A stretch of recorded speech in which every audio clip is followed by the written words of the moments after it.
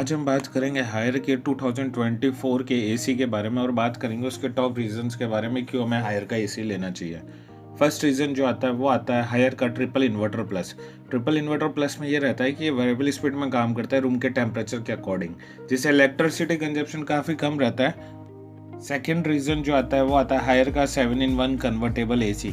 7-in-1 convertible AC में आप अपने 1.5 टन के एसी का अलग अलग टनेज पे डाल सकते हो। आप 1.5 टन के एसी को 1.5, 1.2, 0.9, 0.6 बढ़ा के आप 1.7 टन तक भी कन्वर्ट कर सकते हो।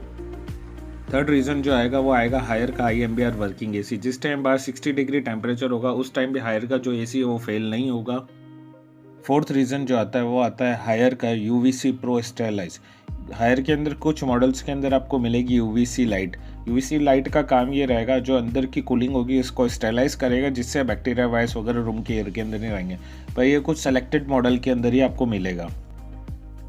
फिफ्थ रीज़न जो आएगा वो आएगा हायर का 100% ग्रुव्ड कॉपर। जो हायर के साथ में कॉपर ट्यूब्स आएगी उसके अंदर ग्रुव्ड बना रखें, जिसका प्लस पॉइंट ये पाइप के अंदर गैस का ठहराव रहेगा। जितनी ज़्यादा पाइप के अंदर गैस का ठहराव रहेगा उतनी जल्दी कूलिंग आएगी, तो हायर जो यूज़ करता है वो ग्रुव्ड कॉपर यूज़ करता है।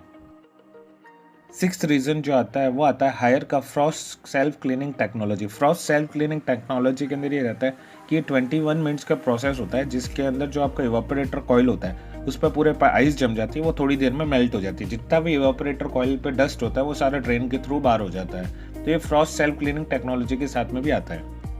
सेवेंथ रीज़न जो आता है वो आता है हायर का hyper PCP technology. Hyper PCP technology के अंदर ये रहता है, एक तो ये पूरा कवर रहता है जिससे इस पर रस्ट लगने के चांसेस बिल्कुल नहीं रहते हैं। दूसरी चीज़ ये हाई वोल्टेज को भी बहुत अच्छी तरीके से कवर कर लेता है। एट्थ रीज़न जो आता है वो आता है हायर का super anti corrosive coating.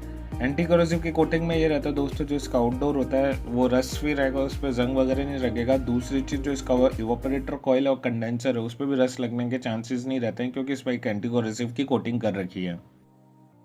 Ninth reason जो आएगा वो आएगा हायर का अप टू 20 मीटर्स का एयर फ्लो। हायर का जो इंडोर आता है उसमें जो ब्लोर का साइज़ आता है वो नॉर्मल AC से 25% बड़ा आता है, जिससे इसका एयर थ्रो काफ़ी हद तक बहुत ज़्यादा रहता है। 10th रीज़न जो आएगा वो आएंगे हायर के वाईफाई AC। तो हायर के अंदर आपको वाईफाई AC भी मिलेंगे। वाईफाई के अंदर ये रहेगा कि आप मोबाइल ऐप के थ्रू इस यूज़ कर सकते हो। आप कहीं से भी बैठे हो आप AC का टेम्परेचर चेंज कर सकते हो।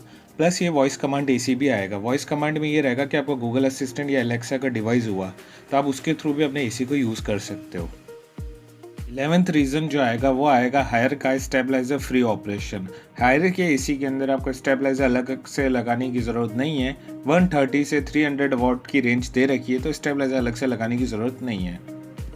12th रीज़न जो आएगा वो आएगा हायर के AC की वारंटी। तो वारंटी जो आपके हायर के AC के ऊपर मिल रही है, 5 ईयर आपको कंप्रेसिव वारंटी दे रखी है और 12 ईयर कंप्रेसर वारंटी भी दे रखी है। इसके अलावा जितने भी नए मॉडल है मैं आपको डिस्क्रिप्शन में मॉडल नंबर और लिंक दे दूंगा।